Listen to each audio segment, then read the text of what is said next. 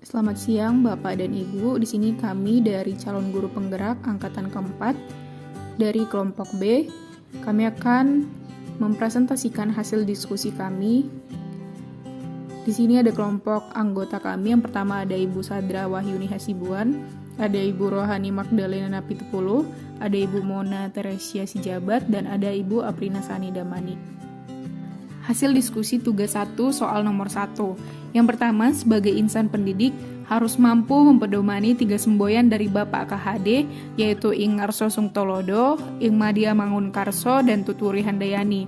Yang kedua, insan pendidik sebagai pamong dalam memberikan tuntunan dan arahan agar tidak kehilangan arah, tetapi dapat menemukan kemerdekaannya dalam belajar. Yang ketiga, insan pendidik menuntun segala kodrat yang ada pada anak agar mencapai kebahagiaan yang setinggi-tingginya. Yang keempat, pembelajaran yang berpusat pada anak atau student center dan pendidik sebagai fasilitator serta motivator. Pemikiran KHD sesuai dengan budaya lokal di Simalungun, yaitu Sapangambe Manoktok Hitei, artinya jiwa gotong royong, yaitu melakukan kegiatan secara bersama-sama dengan sukarela untuk mencapai tujuan bersama dan mulia. Kemudian hasil diskusi tugas 1 soal 2. Yang pertama Ing Ngarso Suntolodo, yang kedua Ing Madya Mangunkarso, dan yang ketiga adalah Tuturi Handayani.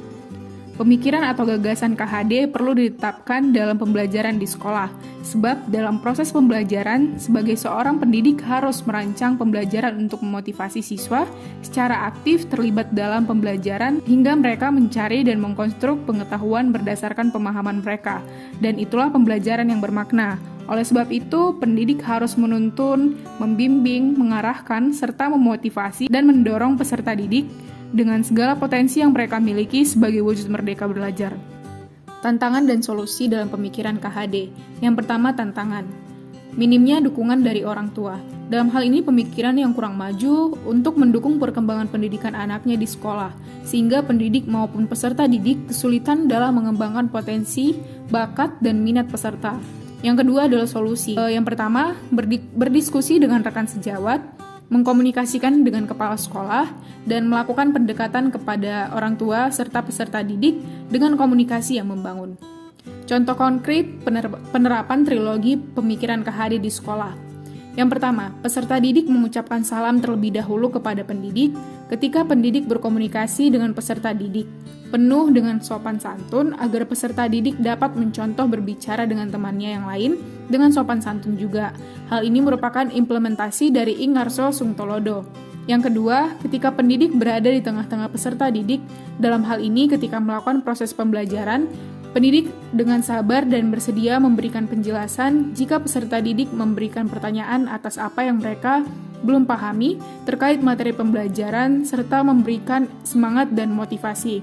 Ini merupakan implementasi dari Ing Madya Mangunkarsa. Dan yang terakhir adalah sintesis ketiga. Dalam proses pembelajaran pendidik, memberikan kesempatan kepada peserta didik untuk mempresentasikan hasil pembelajarannya dengan berani dan penuh semangat. Selanjutnya, pendidik mengapresiasi dan memberikan penguatan akan hasil pembelajaran yang dilakukan.